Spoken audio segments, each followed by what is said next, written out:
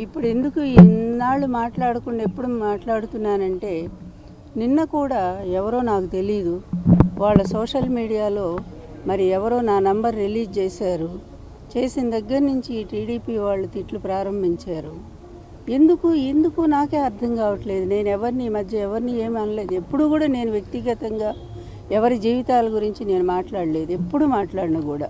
నేను ఎప్పుడు మాట్లాడినా ఒక సిద్ధాంతం గురించి, రాజకీయపరమైన అంశాల గురించి మాట్లాడతానే తప్ప, ప్రజాస్వామ్యాన్ని గురించి మాట్లాడాను తప్ప ఎప్పుడూ కూడా వ్యక్తిగత జీవితాల గురించి మాట్లాడలేదు.